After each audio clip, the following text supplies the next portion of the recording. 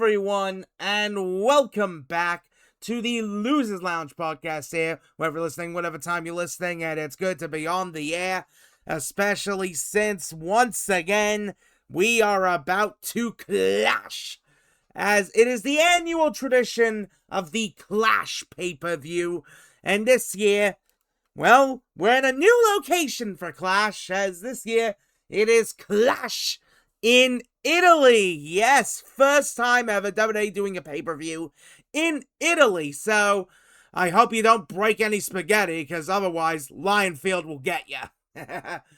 But man, this card is looking pretty interesting, to say the least. So yeah, but of course we gotta have the crew involved. So of course, starting things off, one of our longest serving menus, of course, it is the HeelBalor's HeelBalor. The HeelBalor is back on the podcast. You can see by the title, it's time to talk Clash in Italy. Clash in Italy. And hey, there is gonna be a fair bit of smashing in terms of some of these matches. Yes. Sorry, folks. It's been a long day. I'm tired. So it's time to talk Clash in Italy. And well, it's not the worst card I've seen. I mean, it's something. I'll give it that. But we'll talk to when we get to it. But it's great to be here for Clash in Italy.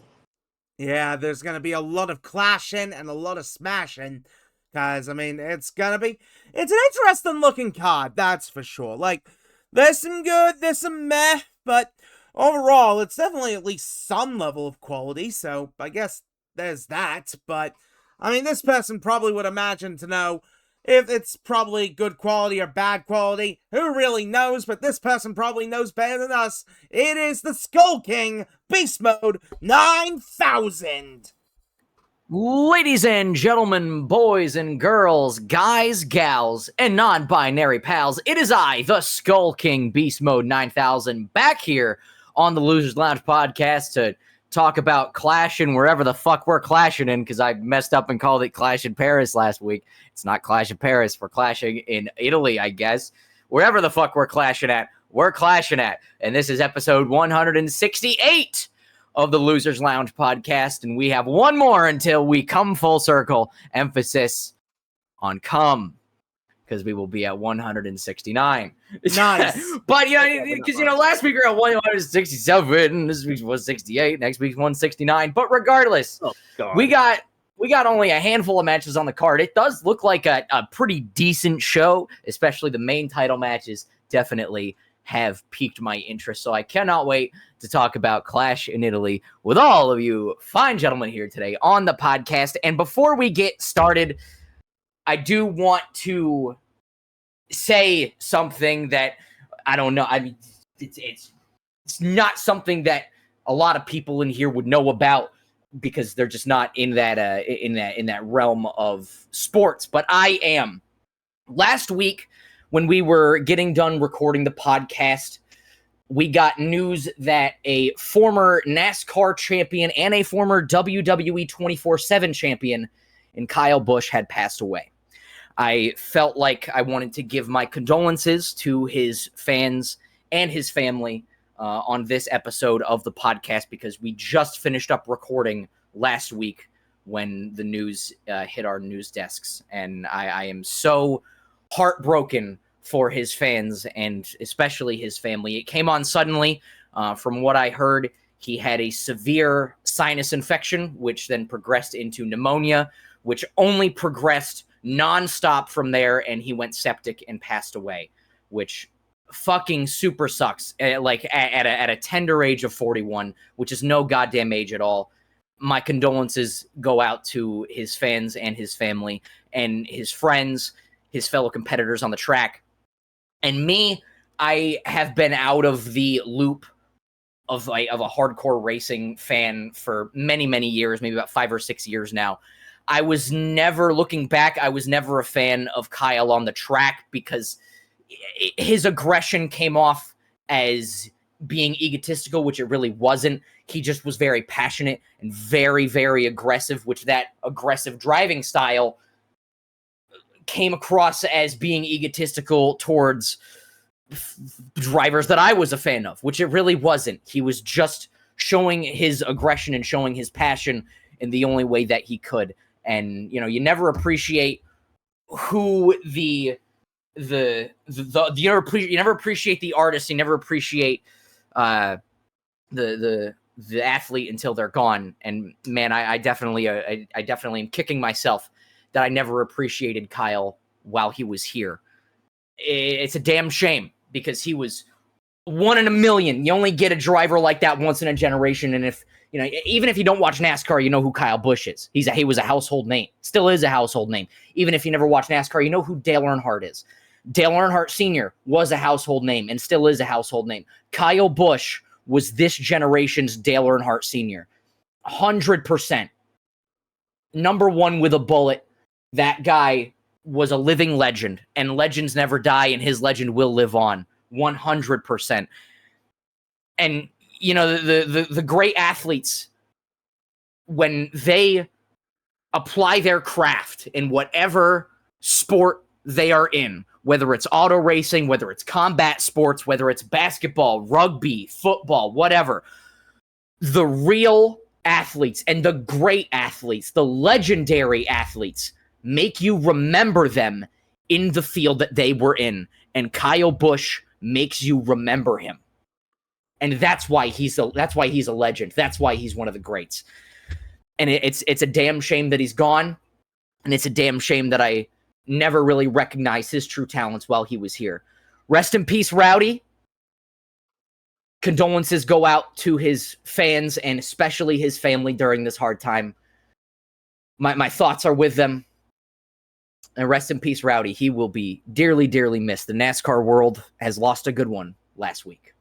Oh, yeah. I mean, life, it's always a complicated story, but when you look at someone's career who has done so much, hey, you gotta feel proud for the achievements they have had, like in all sports, and even here in the world of professional 100%. wrestling, just there are people out there who give it their all and who deserve to be recognized. And he was a wrestling fan too.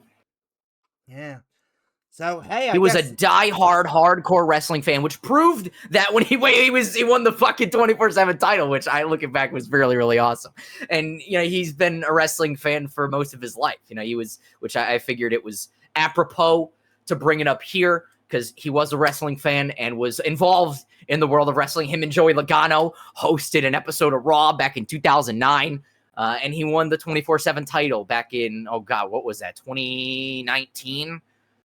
Rest in peace, Rowdy. He was a champion across the board and really everything that he did. One of a kind, once in a generation. This generation's Dale Earnhardt Sr. Oh, yeah, folks. I mean, hey, it goes all full circle back to the sport that we love here, folks. And I mean, I know this person loves this sport just as much as all of us. That, of course, being Leo the Phenom. When the moon hits ya like a big pizza pie, that's amore. That's amore, yeah. Oh, we are going to Italy this Sunday. And my God, we're going to stuff our faces with pizza and pasta and just don't cut it with a fork and knife. And don't put pineapple on the pizza. That's also a sin. Hey! Thank you, Tyler. Hey now. Thank brother. you. What do you mean? What do you mean don't put pizza? Let's don't pizza onto pizza. Listen, okay.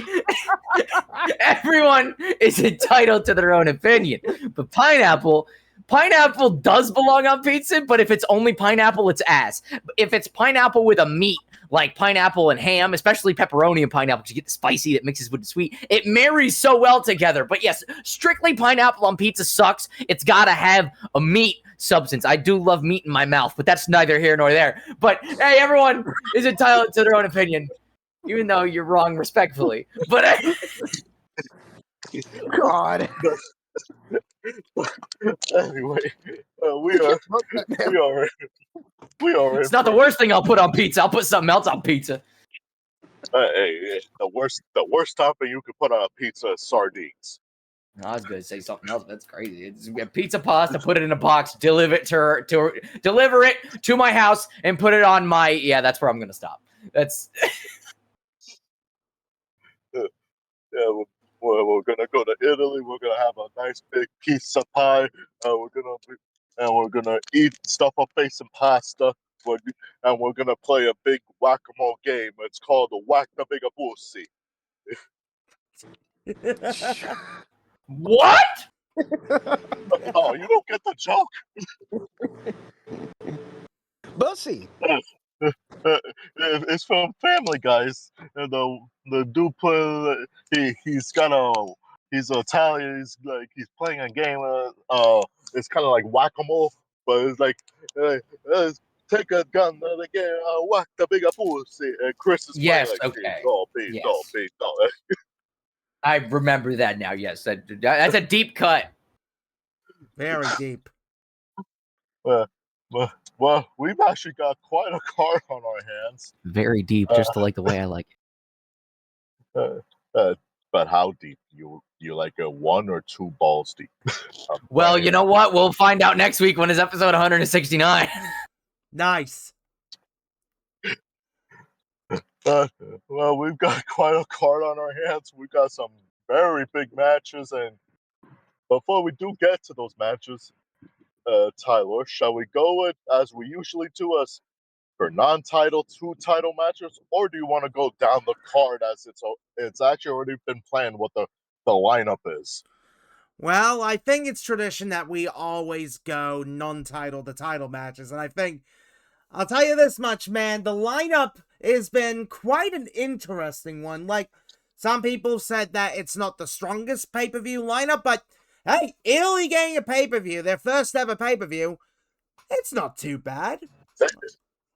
I think they're getting a great card, considering you got 3 world title matches. The 2 of them have been the 2 main men's world title matches that, for the first time in 2 years, are being held on the same card, like on one night. And then also on top of that, you got an IC title match for the women, and then you also got a big beefy rematch between two monsters. So, like, I think they're getting more than their money's worth. It's a solid card, 100%. Before we get to it, though, I also wanted to mention one last thing. I mentioned last week that I had a WWE trading card pack here, and I will be opening that at the end of the show before we sign off. Last week, I opened the Upper Deck AEW trading card pack. This week, the last card pack I'll be opening is a Topps Chrome WWE 2006 trading card pack. I'll be opening that at the end of the show, so stay tuned for that. Oh yeah, guys, definitely stay tuned for that, but I think it's time we get to some business. And I mean, Leo, you mentioned how we got ourselves some big meaty men slapping mate. Well, I think it's time we get to it, because it is one of my probably more anticipated matchups. It is the rematch between Obafemi and Brock Lesnar. Or should we say Brock Lesnar? As apparently Heyman said? No, it's Lesnar. It's just that Heyman just had apparently he just had a bit of a spit in his mouth that got stuck in his throat when he said Lesnar. But it is Brock Lesnar. Yeah, fair enough. But yes, this match is going to be quite an interesting one. So at WrestleMania, Brock Lesnar and Obafemi tore the house down with their matchup, and Femi dominated the beast, shocking everybody. And Brock, he legitimately was like, is this my end? He dominated the what? Damn. He dominated the what? The beast. That's copyright infringement. I'm right here. Well, still, I mean, Brock, he very much was like, damn, this guy's too good. And hey, if he dominated the Beast, I don't like to be dominated. I more prefer to do the dominating, but we'll figure that out next episode. Well, look, Brock, he made a decision, and it looked like he was done at the end of WrestleMania after his match. But, in the world of professional wrestling, always question these things, as Brock made his return, taking down Obafemi, and, well, now we have this rematch, and Brock very much is like, yeah, you may have beaten me at WrestleMania, but, I ain't done. So this should be very interesting. So, you know what, Leo, since you were talking earlier about this matchup sort of thing, I'm actually going to start with you here. What do you make of Obafemi versus Brock Lesnar 2? The match itself, I'm excited for. The storyline is what I'm kind of mixed, because I feel WrestleMania was the perfect setting for Brock to retire. Like, okay, I'm done. The way it was set up and everything, I think was it's good. I know it's wrestling. No one ever stays retired forever. I know the story they're telling. Like, Brock got his ass kicked. He's like, man, you know what? I think I'm done. But then once he got back home to Saskatchewan and he was milking his cow Daisy, he thought long and hard about it. No, but put more sex jokes into this thing. And he basically pulled if you know the movie Cop Out, you may not know the movie, but you definitely know the meme. He basically thought to himself, no, no, no, no, no, no, no, hell no, no, I refuse. And he didn't sit well with this loss, and he like, no, I'm coming back, and I want to get my payback. Now we got this rematch. Basically, I feel it was necessary because Oba had no opponents, like, which is why I feel like, in my honest opinion, as much as Penta's been a great IC champion, I think Oba should have gone for that title and then won it and kept it for about a long while, up until next year, where he'd possibly win the Rumble and then challenge for a world title at next year's WrestleMania. But what do I know? I'm not the booker. At this point, I'm like, yeah, you know what? Fine. I expect this to maybe be a longer match, a little more violent, a little more big beefy men slapping man meat, and in the end, here's what I expected. I expect Brock to get the win. However, with the referee down, he's gonna low blow Oba and then hit him with maybe like 5, 6, 7, 6, 7 F5s to get the win. Oh my. That sounds like a pretty chaotic match, that's for sure, but Yeah. If that doesn't happen, then I expect Brock to pull what he did with Bobby Lashley, and then he knows he's in trouble, and then just out of desperation, just hits the low blow in front of the ref and gets a DQ loss. But I do expect the former to happen. Brock will get this win out of desperation, leading to the rubber match. If not at Night of Champions, then most likely at SummerSlam, which that will be his proper retirement match. Very interesting to see there. Very interesting for sure. Beast, I think I'll go with you next. What do you make of Brock Lesnar versus Obafemi 2? It's fine. I like seeing big meaty men slapping meat, as we like to say. I like a good Haas fight. It's like I like a good David versus Goliath, But man, I don't like Brock. Not even from a wrestling standpoint. Like, over the years, I've just kind of soured on just a lot of his in-ring stuff because he got so boring in like 2018, 2019. So like over the years, I'm still kind of recovering from Brock fatigue. That's number one. Number two, justice for Janelle Grant. Need I say more?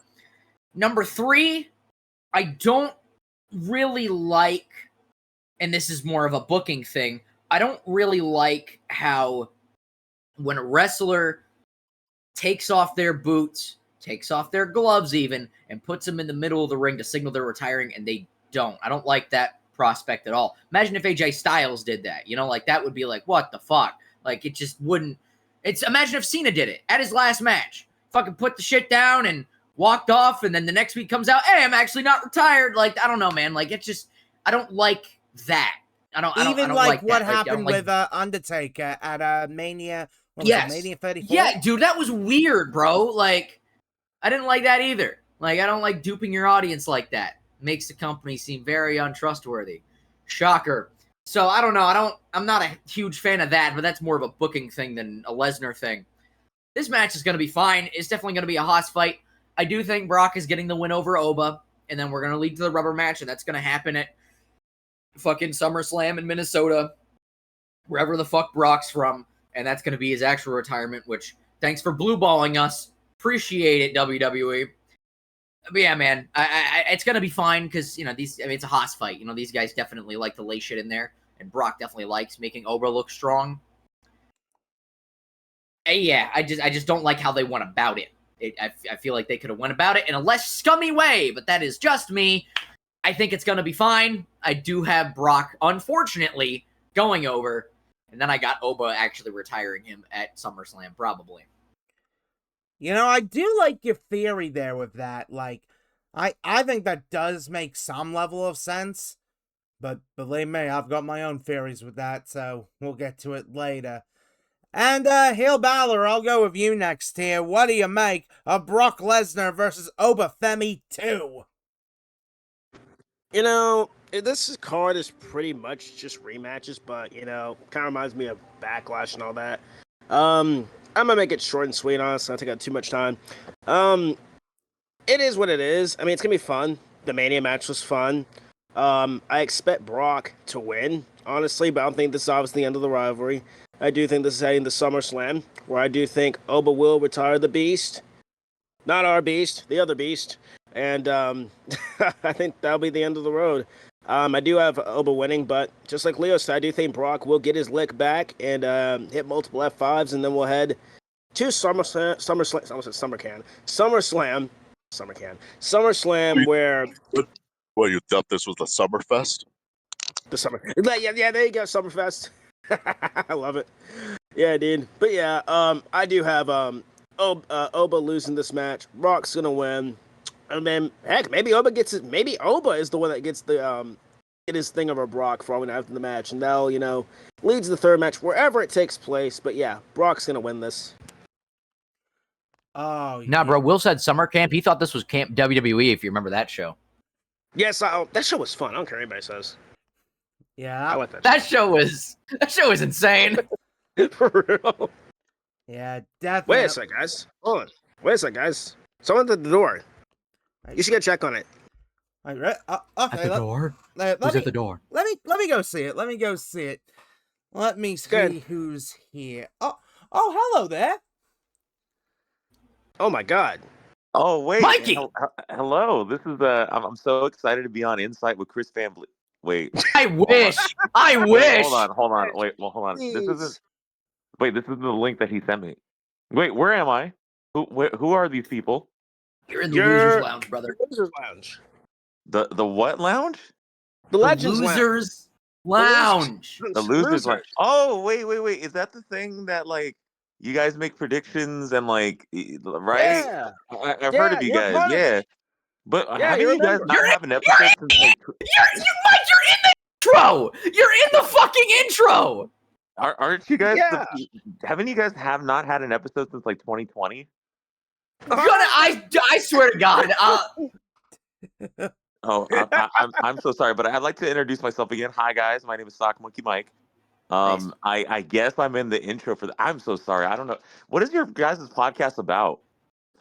Who do you think's gonna? We're talking about Clash and the Clash. Clash in Italy. Clash.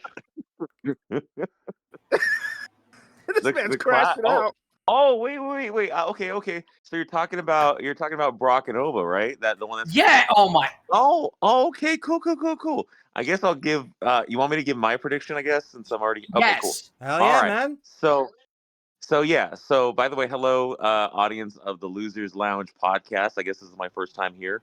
So anyway, so Oba and Brock. I think this is an overplayed rivalry. Brock literally, unretired, I guess, and then I don't know. I have Oba winning again, just so that he could be strong within till SummerSlam. I don't know. But yeah, sorry guys. I thought this was Chris Van Vliet. I'm gonna see where I can find the link. Bruh. Ah, man. That's so based.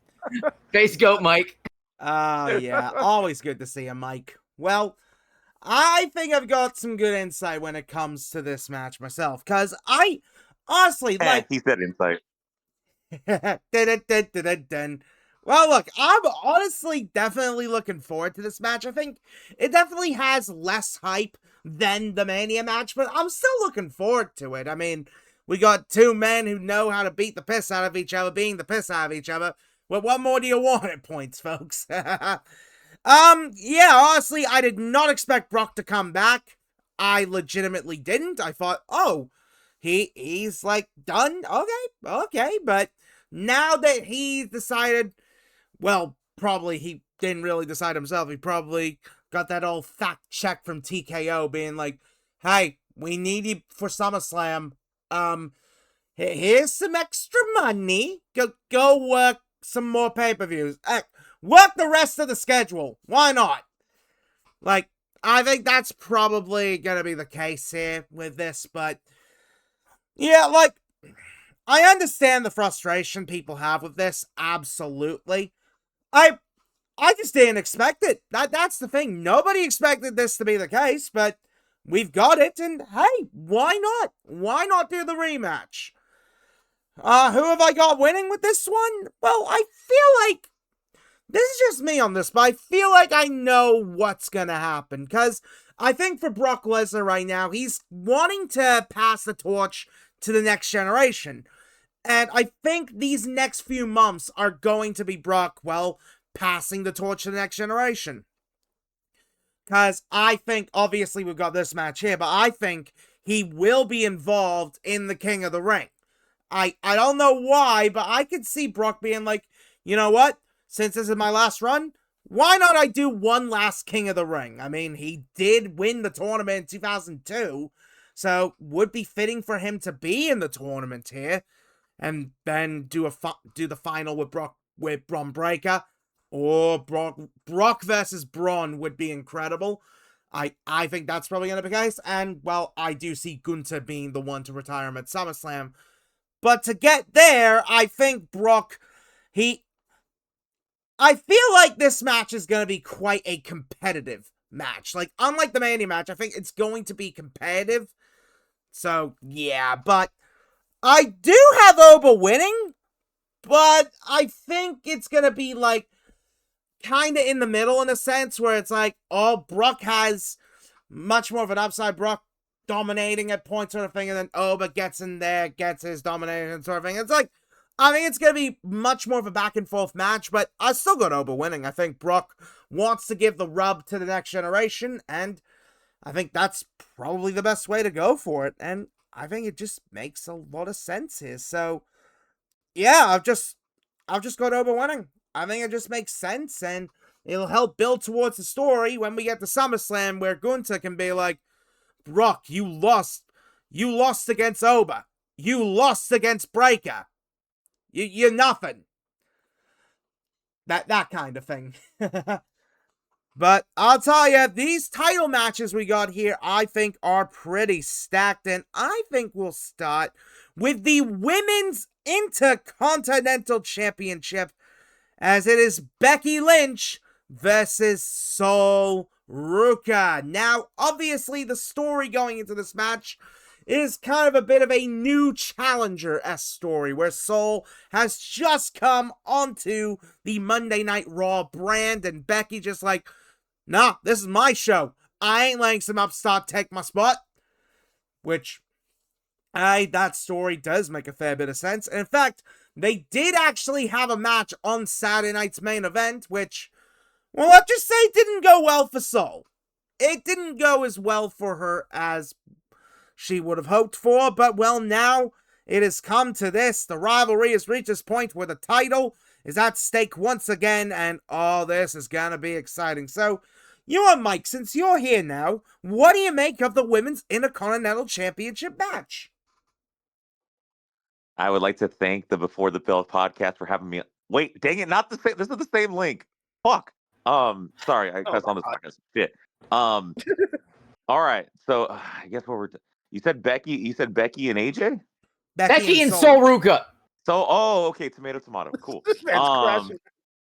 Let's see. Okay. So in all honesty, here's the thing. I will go on record to say that Becky has. Yeah, I'm not just saying this as a fan of Becky Lynch and what she's done in their career.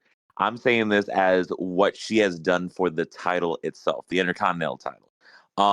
She has really made that title bigger than what it started as. And don't get me wrong, Lyra did good with the title. Don't get me wrong. She laid the foundation. It was all cool and rainbows and sunshine or whatever.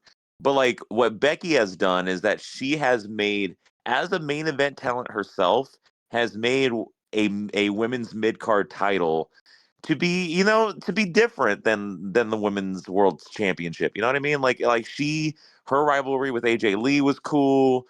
When AJ won the title, I mean, yeah, it was cool having AJ win her first belt in 10 years, give or take, 10, 11 years. It's all fine and dandy. But like, I think now we're at the point where we're seeing, okay, now we have to have the up and coming stars have their moment to shine. And yes, it's a secondary title, but like from watching as a viewer, I don't feel like it is more so a secondary title, but more of the cliche of a workhorse title, right? So I think Sol Ruka would do great wonders with that title. She would be the first NXT talent, if we're not counting Lyra Valkyria being the first one, to like hold that championship. So I'm gonna give it to Sol Ruka. I'm a huge Becky fan, but like at the same time, I feel like this is Sol's time to like be on the main roster, hold a title, like an Intercontinental title for the women.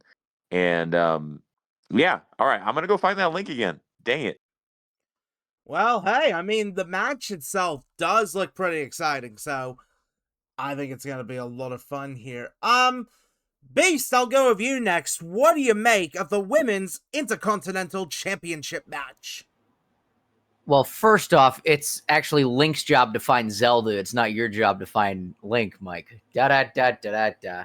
Yeah. Jokes. Anyway,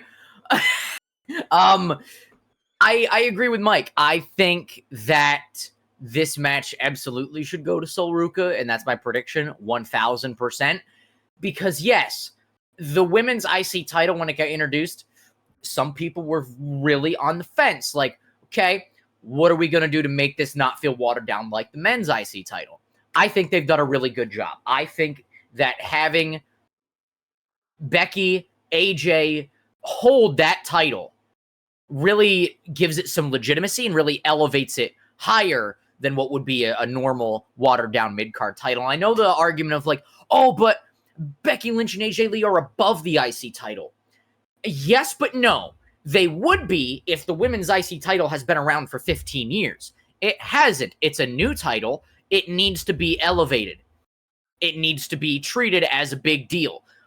You can't get somebody to treat it as a big deal if you don't care about that somebody. Becky and AJ, you fucking care about. And they have huge fan bases and they're household names. That elevates the new IC title, I think. But now, yes, we are at the point where, okay, it's gotten some legitimacy. somebody's going to get a big rub from beating Becky, who's it going to be? It has to be Sol Ruca. 1,000%. She needs the rocket ship strapped to her, and she should beat Becky Lynch. Have it go like 15, 20 minutes. It's going to be fun. But I absolutely think that Sol Ruca's winning. I think she's going to have the rocket ship strapped to her. And I think that she is going to be probably, to date, the best women's IC champion, and definitely a surefire future women's world or women's undisputed SmackDown shitdown champion, which I think she should just stay on Raw, because please don't go to shitdown, Sol Ruca. Please don't. No. Don't go there. No, please don't. No, just shut the show down. Cancel shitdown. Put it in the gulag. Put it in the fucking trash fire that was in Toy Story 4. No. Toy Story 3? Toy Story 3. That was the one. Put it in that. Because no. Shit down sucks. It's ass. Garbage. Disgusting. So, Ruka, please don't go there. No, please. But I think she is definitely a future main event champion, and this is her first big step into taking that. I mean, hey, you do make some excellent points there, and I mean, hey, when it comes to that Toy Story 4, yeah, that can go into the fire, because wasn't needed. HeelBalor, I'll go with you next, because I know this match is very, very important for you. What do you make of the Women's Intercontinental Championship match? I am beyond excited for this match. I didn't watch the one at Saturday's main event because just didn't care. Did see how it ended. I did see how it ended, obviously. Yeah, pretty much straightforward. Sol Ruca wins. She does. Like, there's really nothing else you say about it. I love Bex. She's great. But time to pass the torch to the newer star. I can't wait to see how the chemistry is going to be between them. I can't wait to see how they're going to work in the ring. I'm being freaking tears watching my fave win her first singles title on the main roster. She was great as Women's North American champ, the longest reigning, by the way. And I'm just so excited to see this match. And I still love Becky, but it's Sol's time. Give it to Sol Ruca. Sol spray time. Let's go. Crown the new champ. Sol Ruca wins. I can't wait. I'm so excited.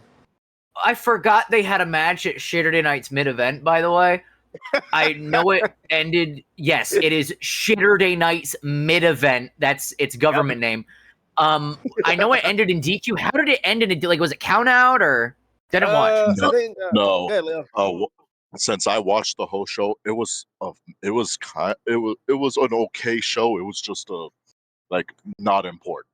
But Yeah. basically, Becky, when she saw Sol was gonna go for the snow snatcher, she pushed Jessica Carr, the referee, into the ropes to cause Sol to trip, and that's what caused DQ.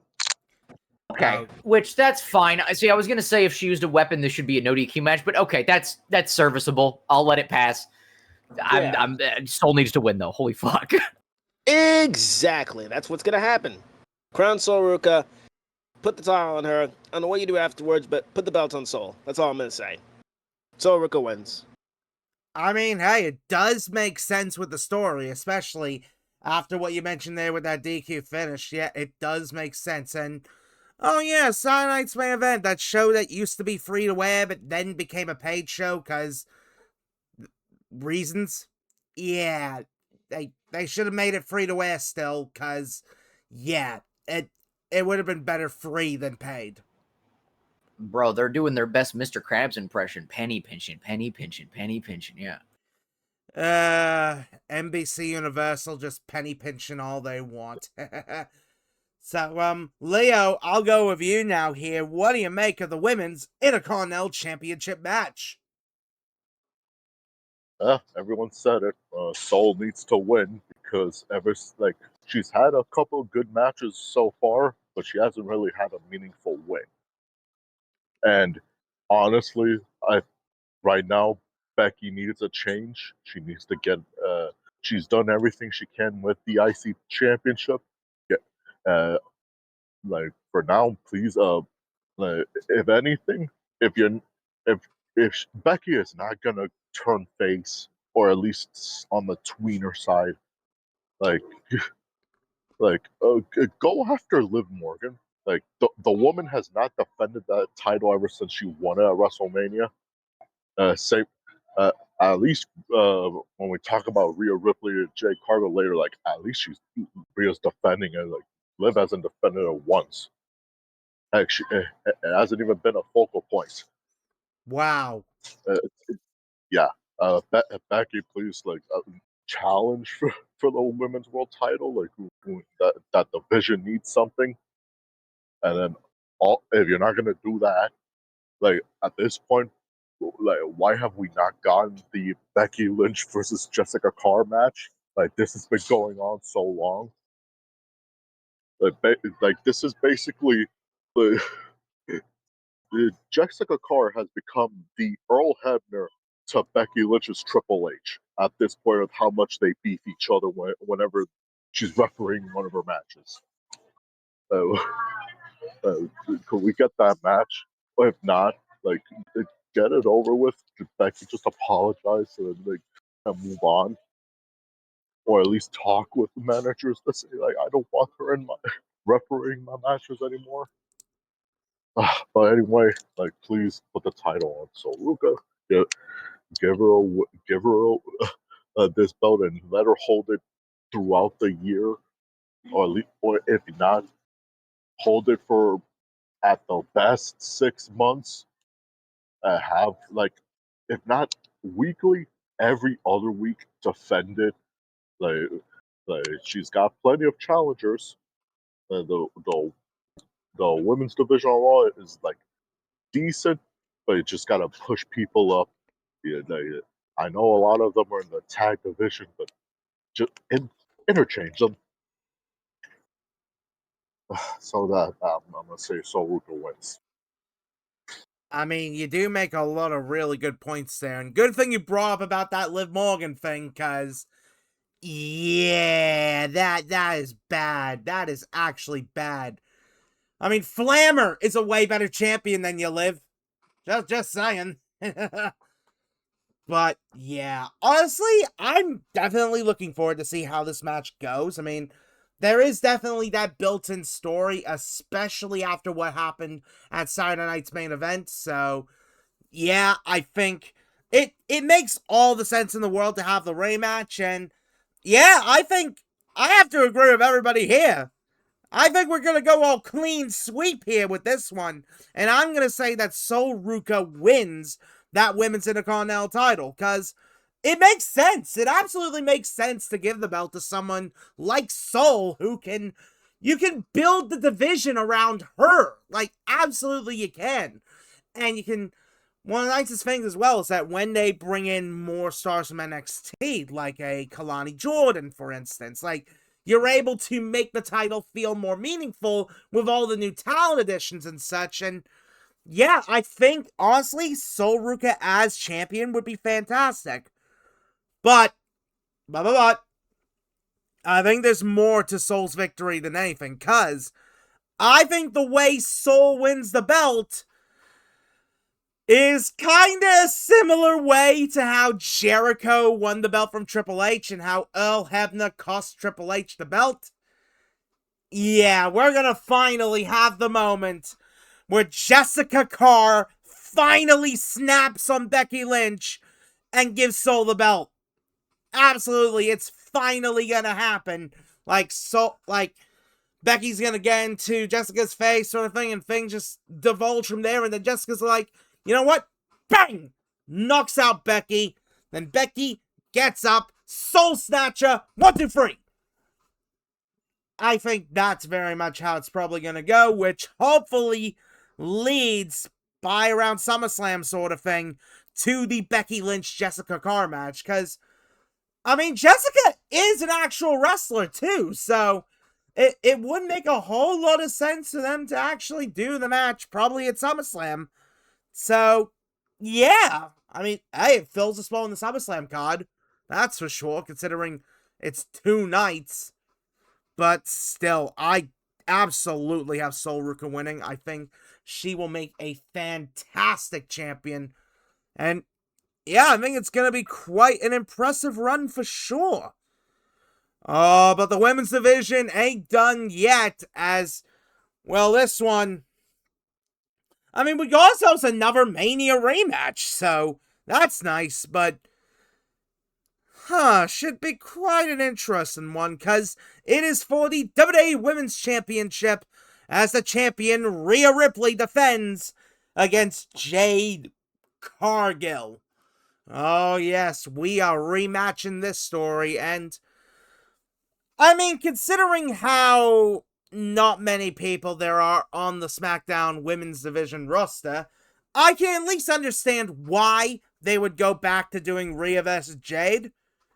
Like, I can understand it, but I mean, it just goes to show how SmackDown kind of needs to, oh, I don't know, do more to build up their talent.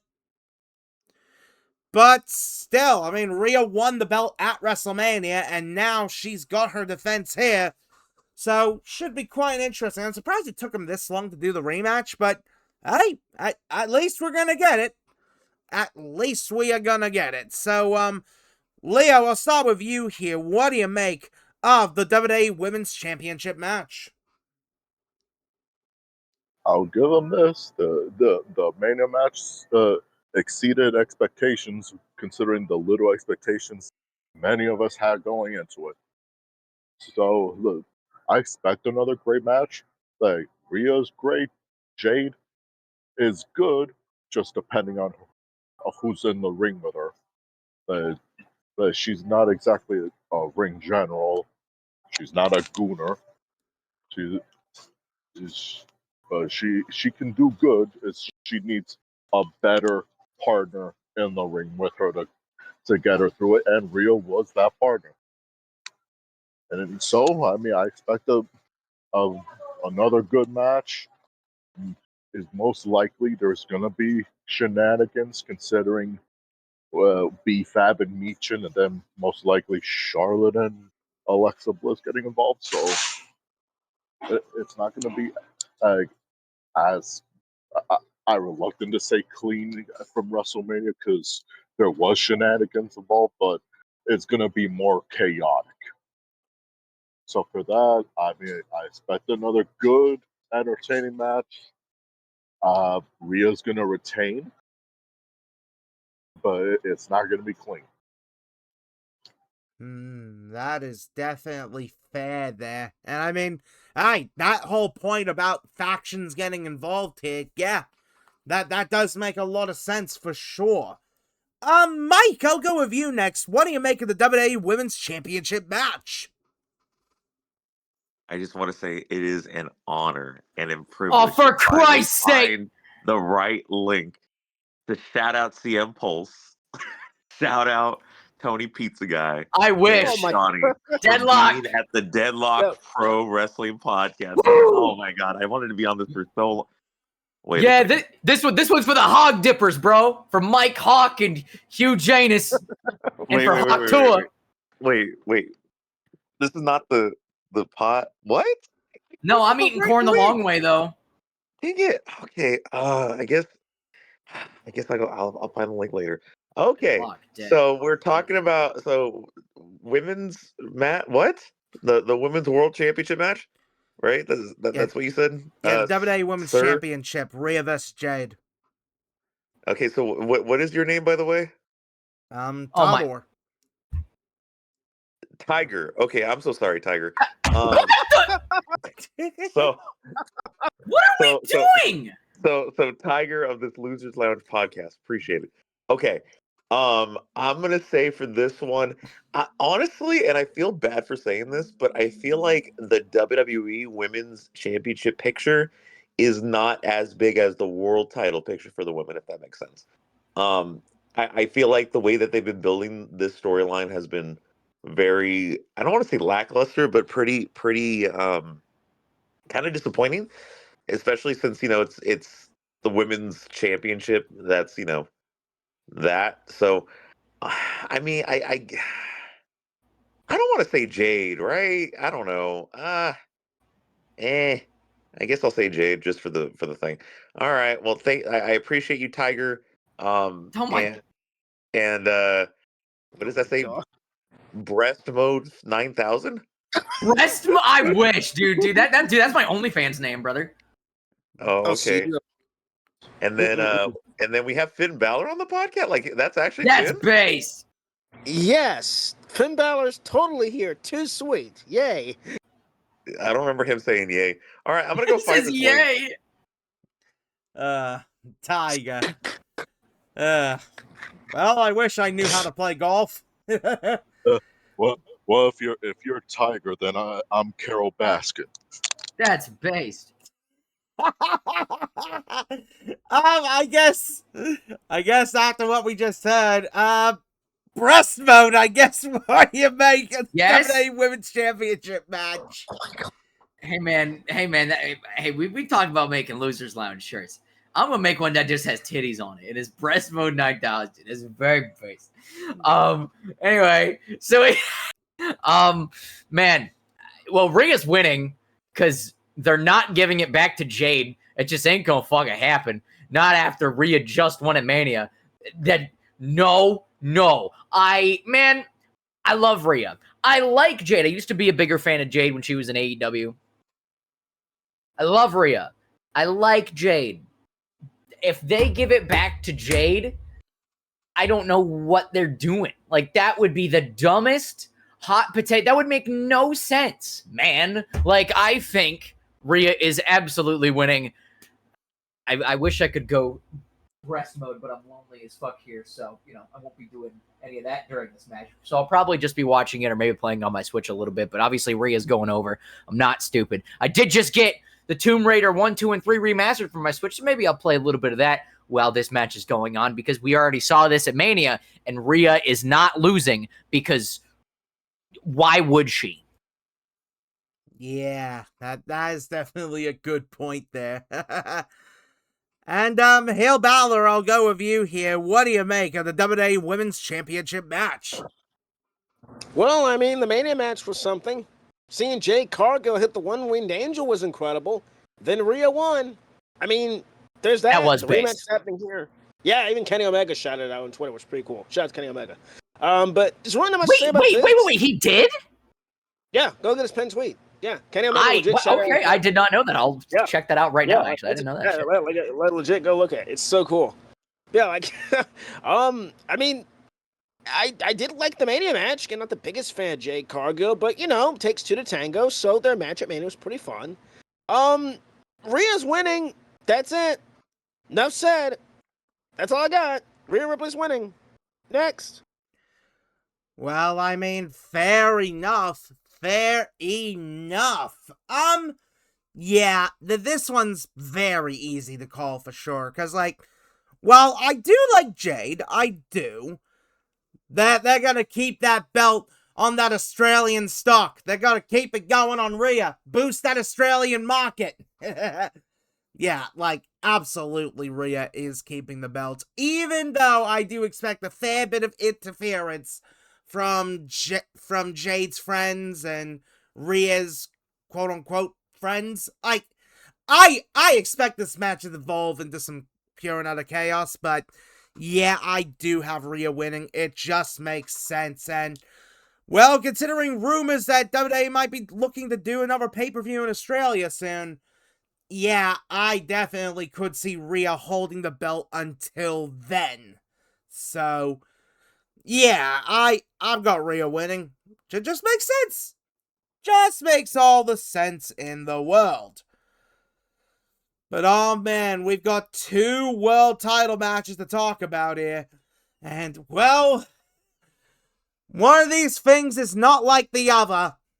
And I think we're gonna have to start with the one that is definitely the more complicated one. Not complicated in the sense of the story, but complicated in the sense of the fandom's reaction to it. It is for the undisputed WWE Championship, as it is the champion Cody Rhodes defending against Gunther. Yep, it actually happened, folks. I've been saying it for months that this would happen, that Gunther would go to SmackDown and would go after the WWE Championship. It actually happened, folks. It actually happened. And not gonna lie, I think they've told this story pretty decently. Gunther coming out of nowhere and being like, yep, I want that title. Well, technically not really out of nowhere, as, well, actually, Gunther actually used his favor from Mr. Paul Heyman. Heyman was like, giving Gunther a favor, and now that favor has been cashed in. Gunther is the number 1 contender, and Cody ain't too happy about it. And well, at the same time, Cody's been having some other issues as his, well, former buddy Sami Zayn, well, he decided, hey, you know what? I'm done with this Golden Boy stuff. I ain't helping you. So, yeah, this could be very bad for Cody. But then again, this is Cody Rhodes we're talking about, so this is very interesting, that's for sure. So, HeelBalor, I'll start with you on this one. What do you make of Cody Rhodes versus Gunther? It should be fun. I mean, they had a little face from the Rumble about 2 times in a row.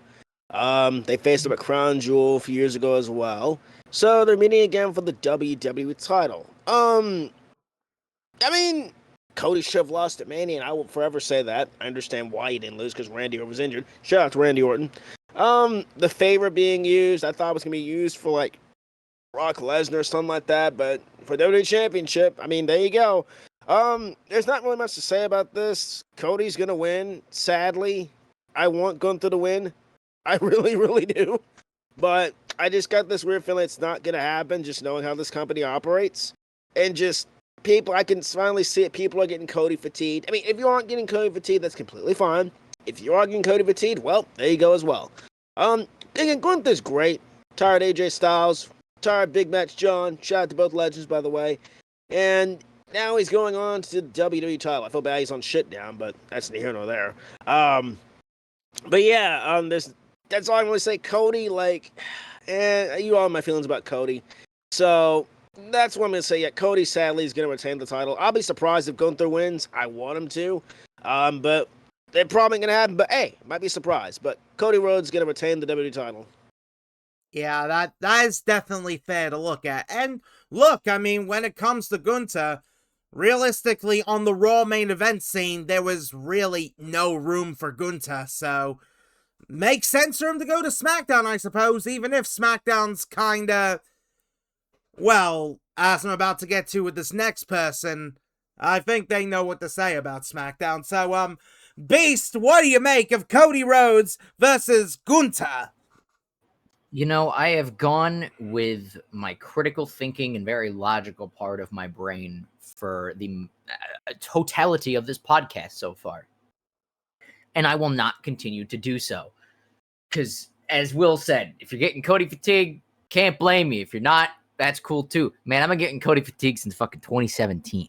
Like, I've been over it for about 10 years, man. Like, it's...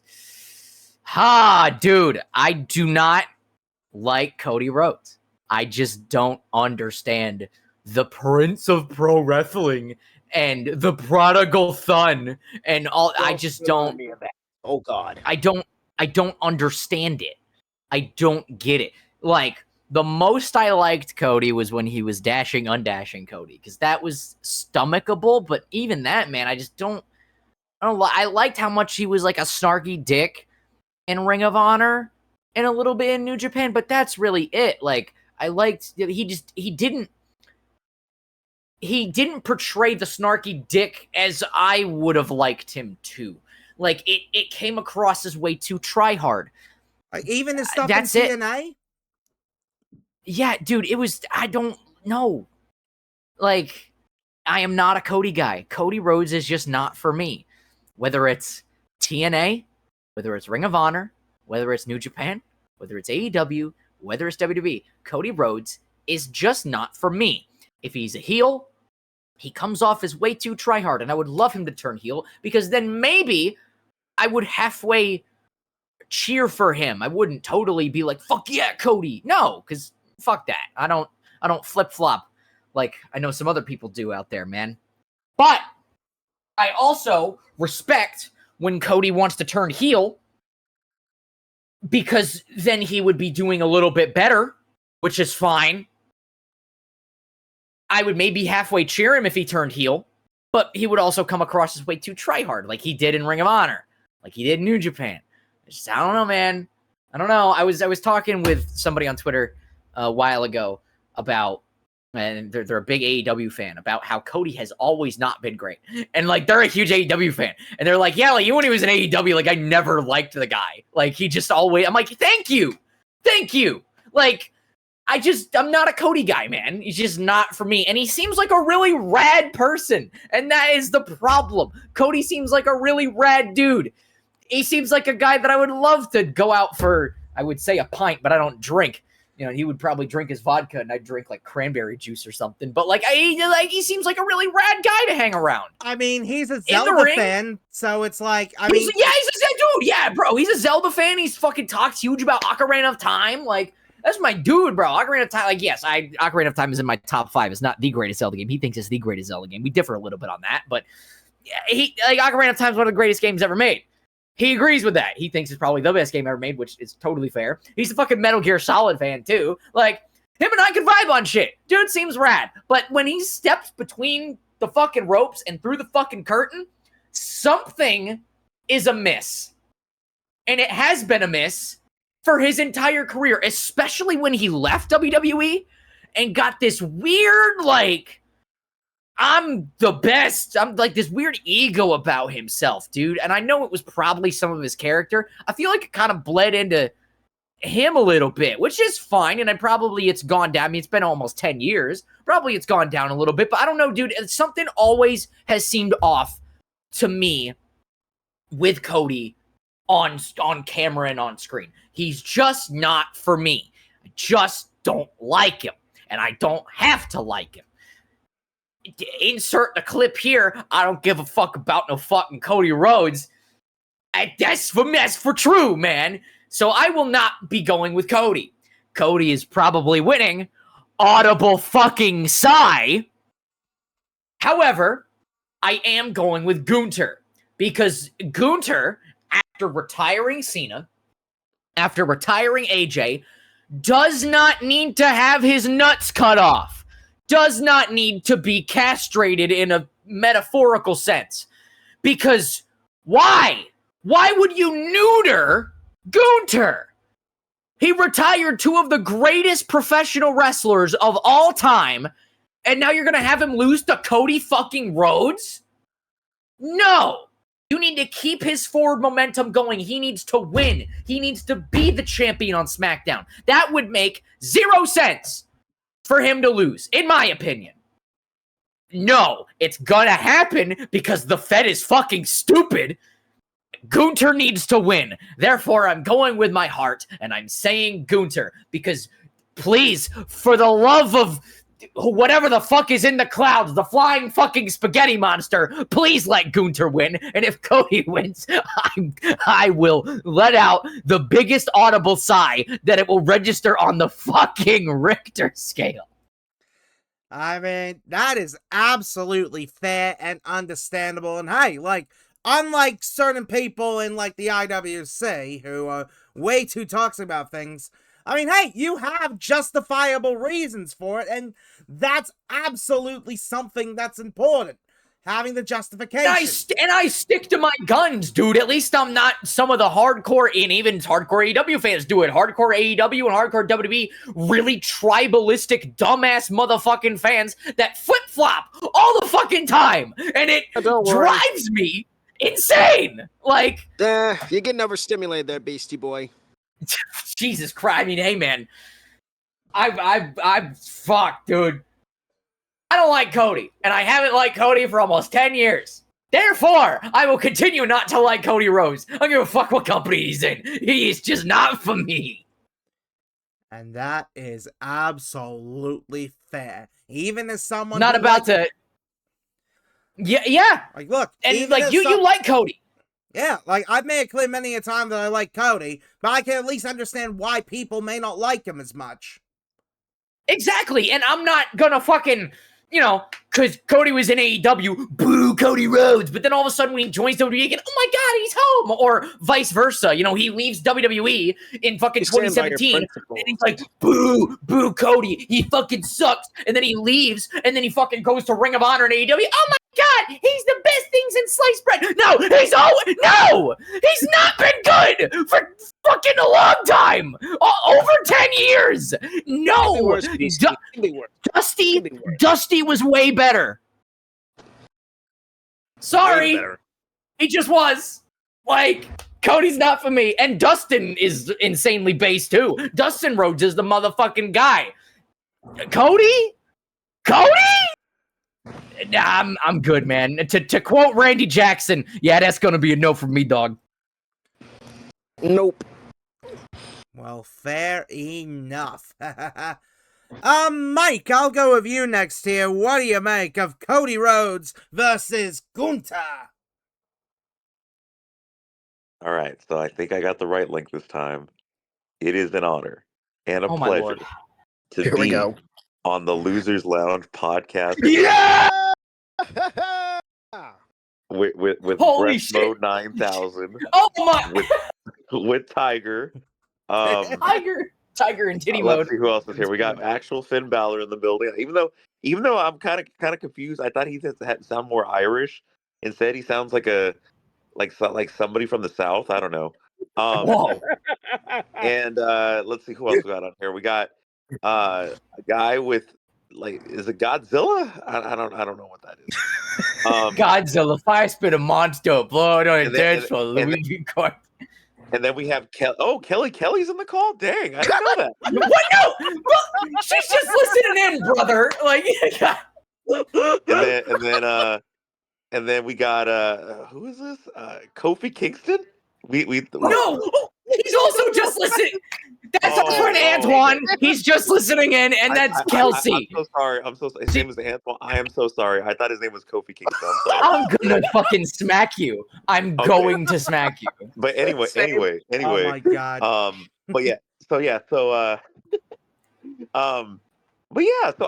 you know what in this match. Here's the thing.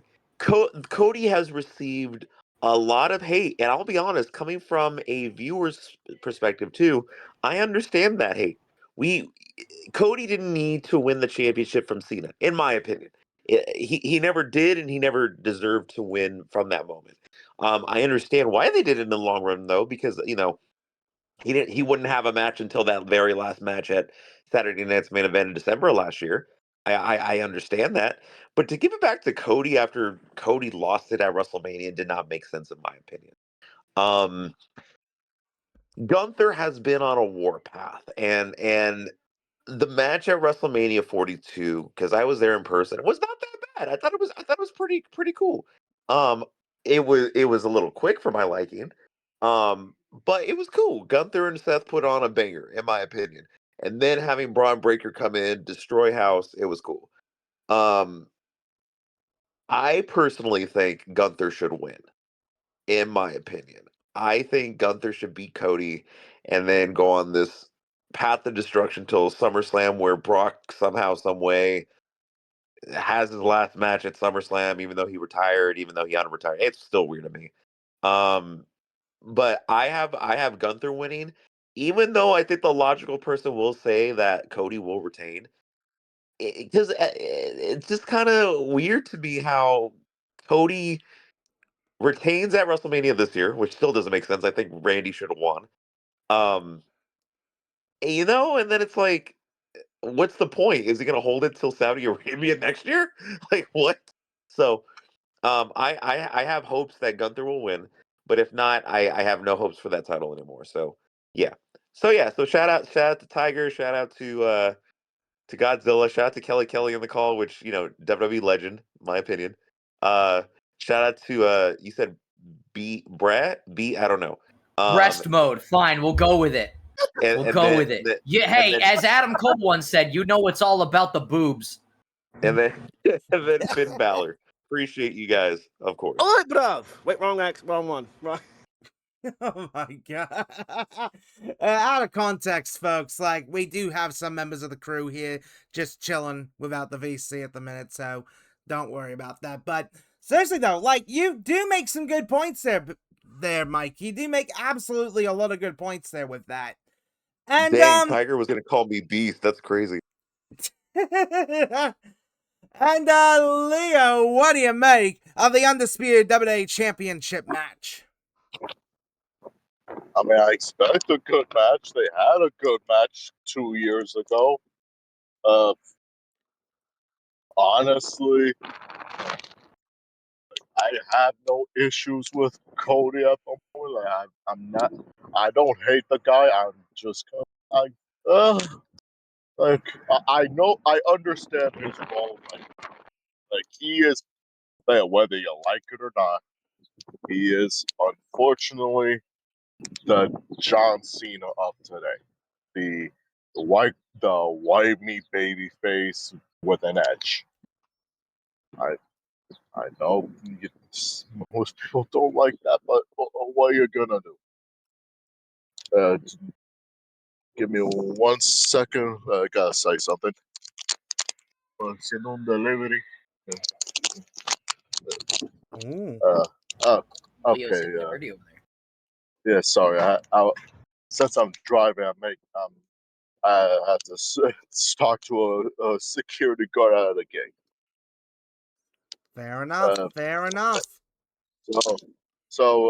I'm on the like I have no issues with Cody Gooner. Uh, he's the he's actually the one I'm kind of fatigued with. Not because he's not put on great matches or everything. It's just oh, I feel the Gunther like aura, I want to say, or the Gunther like character has lost its importance. Yes, he's retired Goldberg, Cena, AJ, but then on top of that, he spent too much of his time with championship gold around his waist. Like I know that's kind of like the quote unquote like character he's supposed to be. Like, oh, he's supposed to hide the title. Like, I know. It's just I'm kind of over it. I feel Gunther needs like a reset. Like I know they tried it last year, like when he was gone after SummerSlam, and then he came back and they gave him his old theme, but like it just hasn't felt the same. It's kind of like the same Walter we've had since the Indies. Only difference is he kind of smirks and smiles sometimes instead of looking like an Austrian husky boy that's always mad. But I don't know. It's just me. I know not everyone's gonna agree, but other than that, I expect good match. I expect uh, Italy's most likely gonna be on the side of Gunther, considering Italy's like just one or maybe like what 2 countries under or above Italy, so not too far from Austria. So from there, I expect a great crowd reaction. It's gonna open the show, but because of that, I expect Cody to retain because I expect this rivalry to keep going into the summer. Not until SummerSlam, but into Night of Champions, and or if not Night of Champions, maybe into Saturday night's main event in MSG. You do make some good points there. That is for sure. Ah, man, honestly, this is definitely a match I personally have been looking forward to, and as I said earlier, I've made it clear that I thought this match was gonna happen. Well, Gunther getting into the world title scene on SmackDown was gonna happen, and I was right. I was absolutely right that was gonna happen, because let's be honest here, there was legitimately no room for Gunther on the Raw main event scene. No room. Because you got Obafemi, you've got Bron Breakker, you got Jacob Fatu, you got Roman, you got Punk. It's like, that's way too stacked for Gunther to fit in. Way too stacked. So by moving him over to SmackDown, yeah, that made sense. That absolutely made sense to do. As I've said many times, I am a Cody fan. Like, I've been a fan of his stuff since, like, NWA sort of thing, and heck, like, seeing his stuff in companies like Ring of Honor, like New Japan, like Defiant, base WCPW/Defiant, but still though, I've always been someone who has liked Cody, and yeah, I understood the appeal of what he brought, and I get the hate. I absolutely do. He is absolutely not for everyone, but he's in the same level as John Cena. Like, Leo brought up that comparison perfectly. Like, he is the modern day John Cena. He is the polarizing sort of person. Just like how John was, which that is fair. That is absolutely fair. Like him or hate him, though, you do have to respect him for being the top guy. The face of the company, in a sense. Like, you do have to respect that. But man, I don't know how long he's got as face of the company. I really don't know. As long as this contract goes, which is apparently his last one, which is coming up, like it's his last. Like I think he just renewed the contract, or he's about to, and that's his last one. That's gonna go until 2029, I want to say, or 2030, and that'll be it. Like he said, he's gonna retire, and then just focus on being a dad and his wrestling school, and that's it. Yeah, maybe some more acting roles? I mean, he was pretty good in Naked Gun. Maybe we'll see. We'll see how Street Fighter goes. Yeah. I mean, then again, Street Fighter's probably going to do really well on the back of both Cody and Roman, so, yeah. But, yeah, like, I don't mind Cody Rhodes as such. Like, I understand the hate, but I don't mind him. I don't. Gunther, on the other hand, I am a big fan of what he has been doing. Like, the whole, like, look, at first, I didn't really feel like he was the right choice to retire Cena sort of thing, but now that we have this story of him being the new legend killer, I'm on board. I am definitely on board with it. I'm liking the story. I'm liking what they're doing, and he's definitely dominated. I mean, he made Cena tap out like a little bitch. He made AJ tap out like a little bitch. He made Seth Rollins tap out like a little bitch. And he is about to make Cody Rhodes tap out like a little bitch. Because absolutely Gunther's winning. Absolutely Gunther's winning. Like, think about it. If Cody was to keep the belt, who really is left on SmackDown who could realistically beat Cody? Who's left? Because right now, there's nobody. There's nobody who can realistically beat Cody. I mean, I think it's better that Cody keeps the belt, because let's keep in mind, if Gunther doesn't win, Cody's gonna win it back eventually. I don't think So, that's like, going to be the case. Like, I'm going to be honest. Like, unless the Cody, they finally do a change and send them the Raw and go after the World Heavyweight title.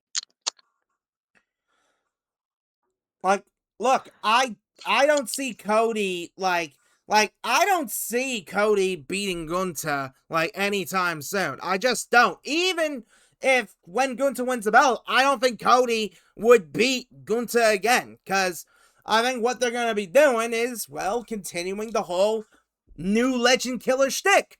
Like, I think he is going to retire Randy Orton. I think he's going to retire The Miz. I think he's going to retire R-Truth.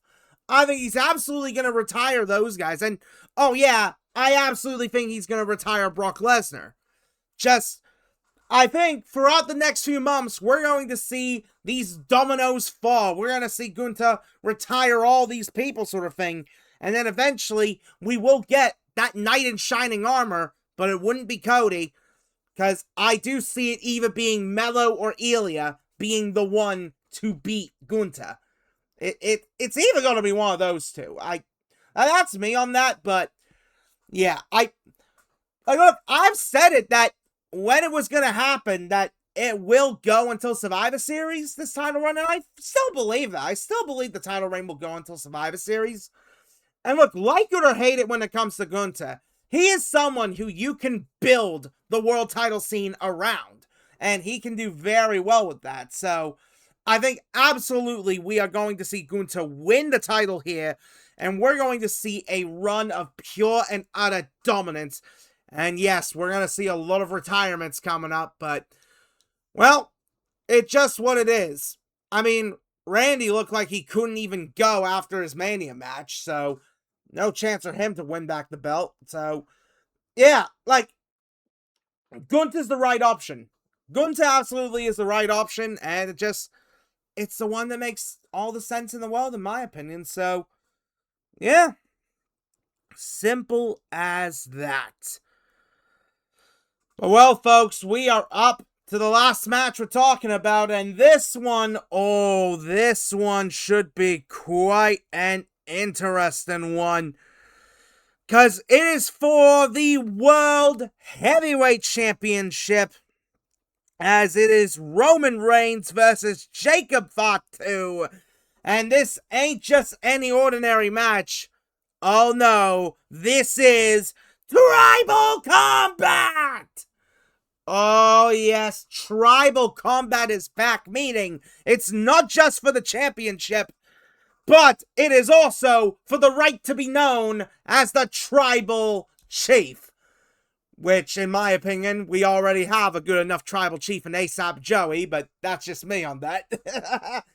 But seriously though, like, this story has definitely gotten more and more interesting. Jacob needs this more than anything else.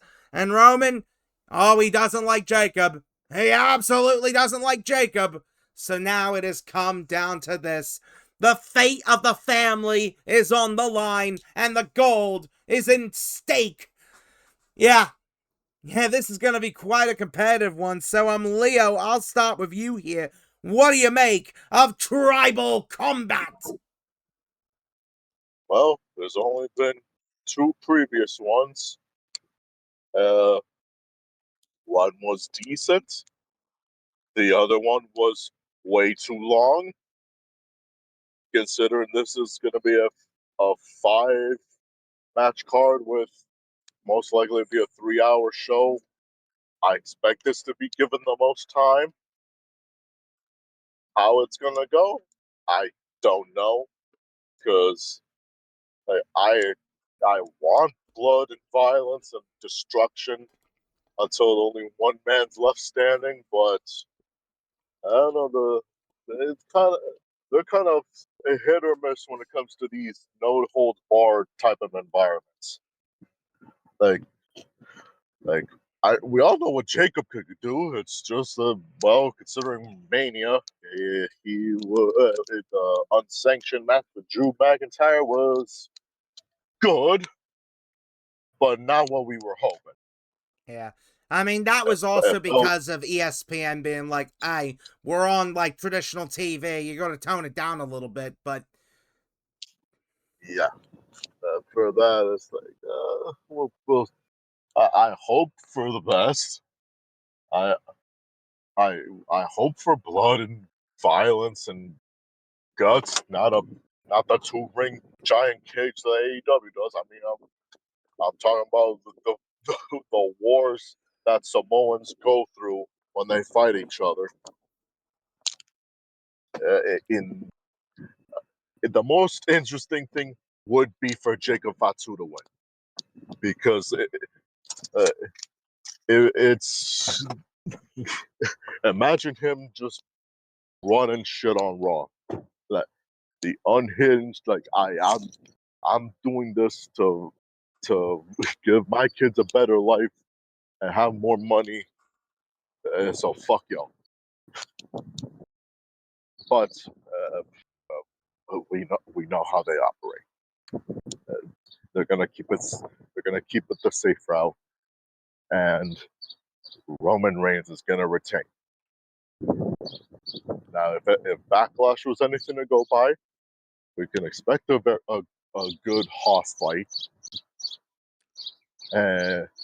But in the end, Roman will retain, but it'll be in a way that keeps Jacob looking strong. Most likely with a bunch of weapon shots. uh, whatever the hell they want to do, like go through a flaming table, a la WrestleMania 22, when Edge speared Mick Foley through it, and go all out, and that's how we win. And then the story is going to be, oh, Jacob has to listen to Roman now. Now it shouldn't be how it used to be, like when Jacob came in, it was like, I love you, Solo. No, it's going to be like, I love you, Roman. He's reluctant to do it, but based on the contract and your word, you're gonna have to do it. So for that, Roman is going to retain. Very interesting. Very interesting. HeelBalor, I'll go with you next. What do you make of tribal combat? You know, I love my tribal chief Solo Sikoa. I wish he was in this match. Acknowledge your tribal chief, please. Acknowledge your tribal chief.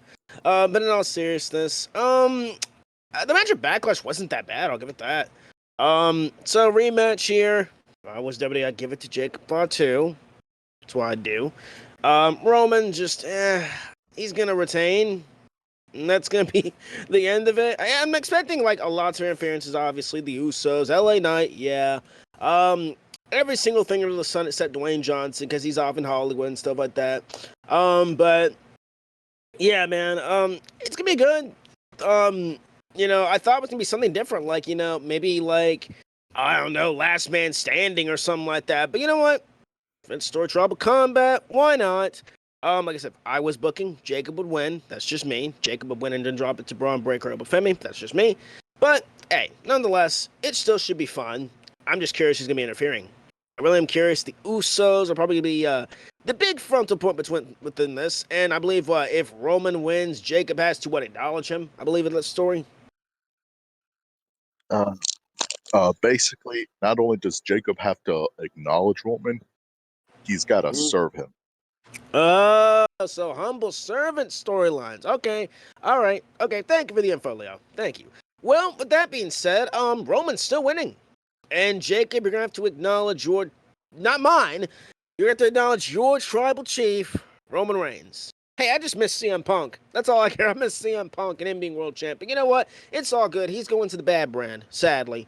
But, in all seriousness, big shot to CM Punk, by the way. But in all seriousness, Roman's going to retain, and I'm just curious about who's going to interfere in this whole thing. But Roman's retaining, Jacob's losing. But if I had the pin, it'd be a lot more differently. But that's just me. Oh, yeah, that is understandable. I mean, hey, good point you mentioned about tribal chiefs there, because my tribal chief is ASAP Joey. Your tribal chief is Solo Sikoa.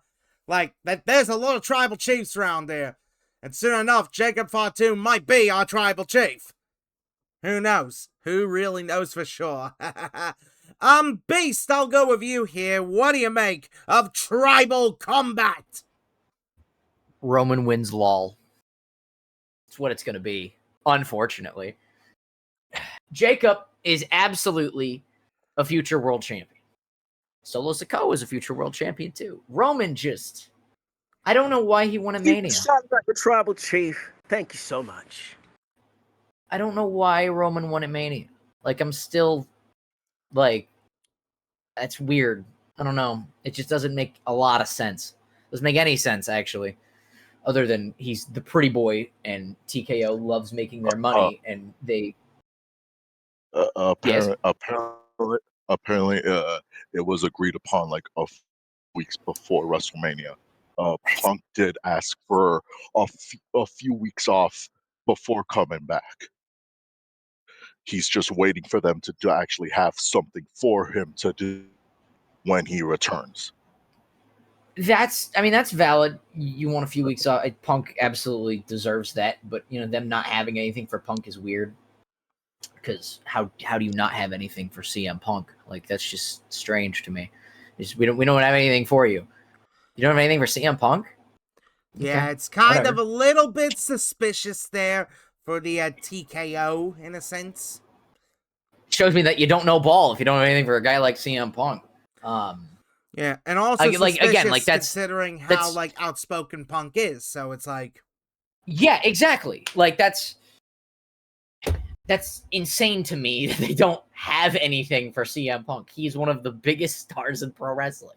Like we mentioned, it's like having nothing. When if let's say Cena was in the same boat, right? Like Cena going against Roman at Mania, and then he's like, "Oh well, I want a few weeks off." Rad, and then you don't see Cena for a while. You're like, "Where's Cena?" Oh, we don't have anything for Cena. How do you not have anything for John Cena? It's John fucking Cena, the greatest of all time. How do you not have anything for the greatest sports entertainer of all time, one of the greatest professional wrestlers of all time? How do you not have anything for John fucking? That doesn't make any sense. Does not make any sense. Doesn't make any sense how you have nothing for CM fucking Punk.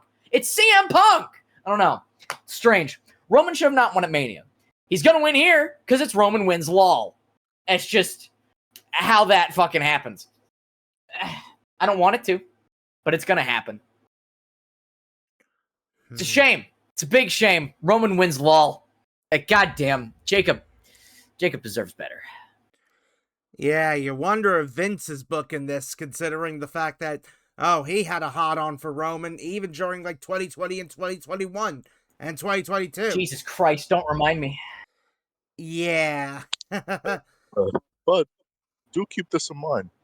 Roman was never originally supposed to be the guy. Because Vince thought it was going to be Big E. I mean, But it was Triple H who won. It was Triple H who said, like, "Oh, I think Roman's going to be the future guy." Triple H should have had better taste, considering the fact that, well, he booked Seth Rollins well in NXT. Seth Rollins, Kevin Owens, Sami Zayn. I mean, I know they were like, they were indie guys too, but like Kevin Owens, Sami Zayn were, but also Adam Cole. Like, I don't know. It's fucking weird. Super fucking weird. Finn Balor. Yeah. And then you're like, oh, but Roman's the guy. Because WWE's like main roster is very different to how NXT is. Unfortunately, you are correct. Bad. Main roster, folks.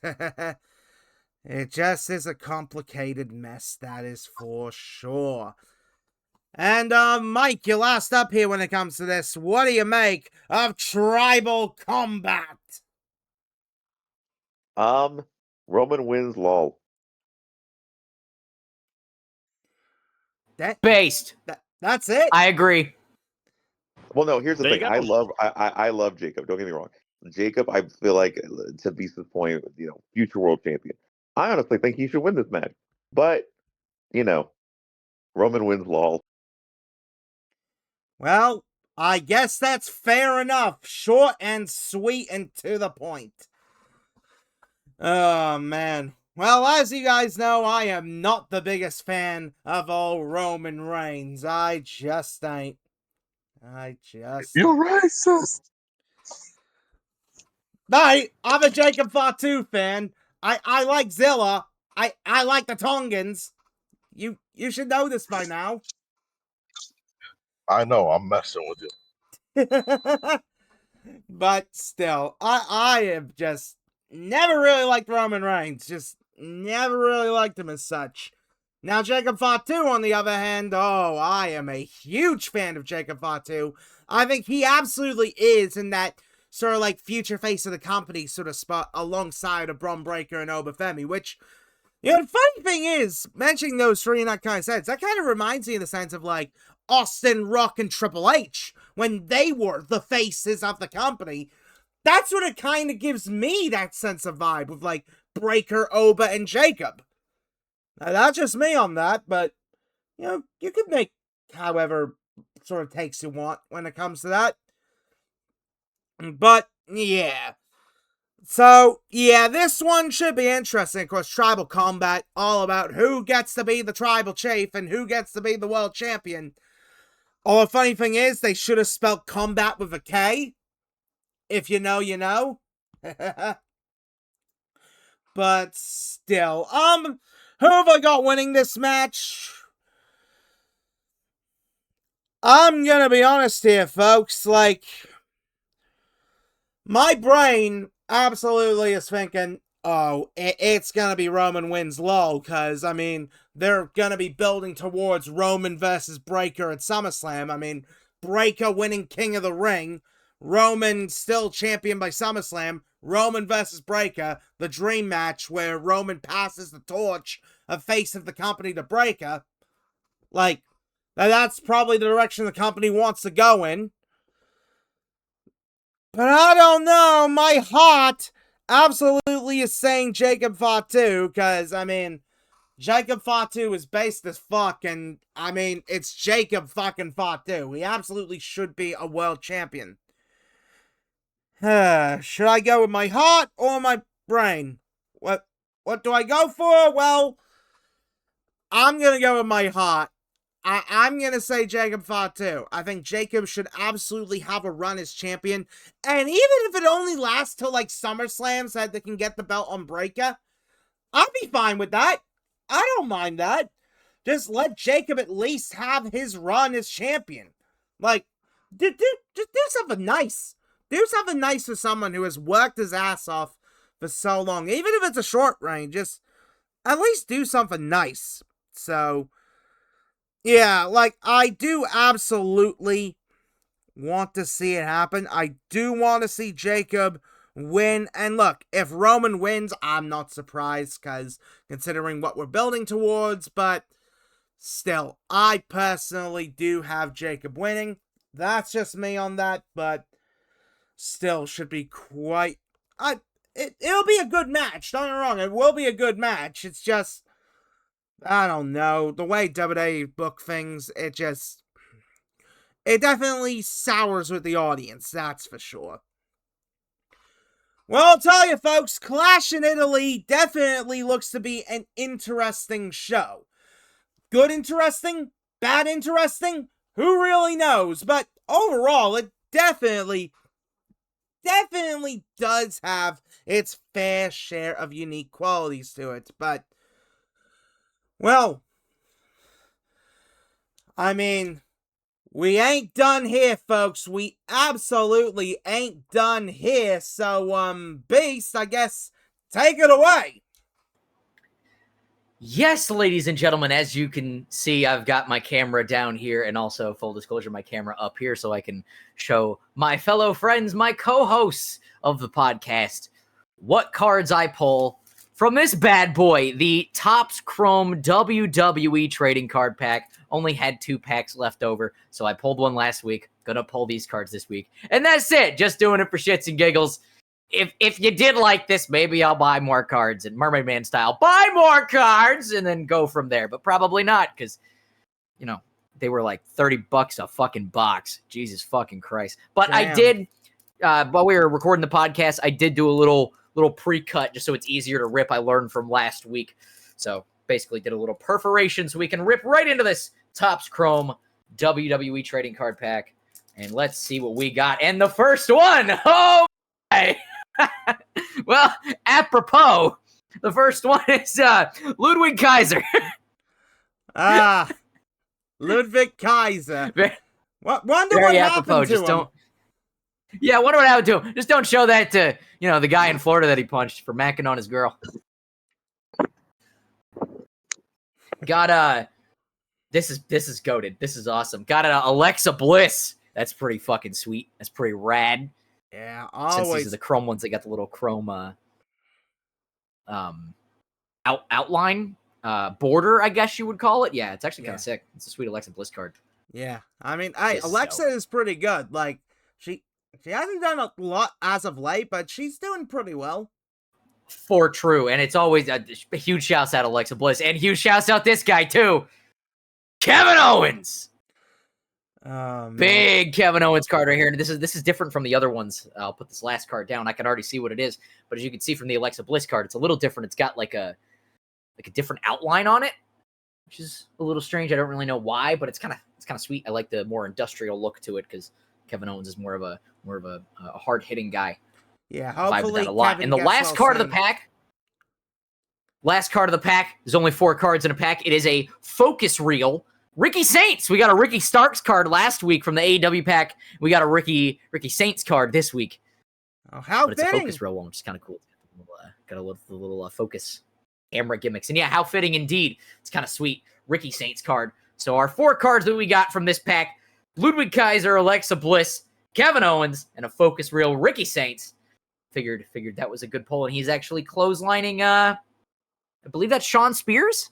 I believe he's clotheslining Sean Spears in that card, which is kind of freaking sweet. So, ladies and gentlemen, hope you enjoyed seeing me pull cards for the last 2 weeks in a row. Did the AEW pack last week and the WWE pack this week, and maybe we'll do more in the future. Probably not, because holy fuck are they expensive. But we shall see, depending on how I feel. So I hope you enjoyed these 2 segments, 2 weeks in a row, me pulling AEW cards and WWE cards. And, well, we'll see if I do more in the future, but probably not. But, you know, if you want to see them, maybe I will. But also, you can't tell me what to do because you're not my dad. Yeah. Like, if you guys do want to see more of them, I guess just let us know in the comments and we might see what we can do. Maybe We might. all the members of the crew could probably get some packs and do some openings on occasion. I don't know. We might, or maybe not, but also maybe brother, because maybe I'm in the XWF or maybe I'm not, dude. Yeah, who knows? Who knows for sure? But yeah, folks, that was definitely a fair bit to have gone through. But, you know, the show definitely looks pretty interesting. And I mean, considering it's a European show, that means you guys in the US actually get an earlier start time, which, how nice is that? Like, how nice is that for you guys? 2 in the afternoon on the East Coast, 1 in the afternoon the Central Time, 11 o'clock, I believe, on the Pacific Coast. Not bad. Yeah, so you guys are very lucky on that, although I think for us Aussies, we gotta get up stupidly early for it, so have fun! God. But still, we hope you guys enjoyed this episode. So, would any of you guys like to do the outro this week? May I see us off again? Sure. Alrighty then, Base, go right ahead! Ladies and gentlemen, boys and girls, guys, gals, and non-binary pals, we hope you enjoyed hearing our predictions for WWE Clash in Italy, and I hope you enjoyed seeing me pull some WWE cards this week and AEW cards last week as well. Stay tuned for more from all of us in the Losers Lounge and more episodes from your favorite losers in our favorite lounge, because again, we are the losers, and this is our lounge. Too sweet, and peace out to steal HeelBalor's line, and goodbye, mwah, and good night. Bang!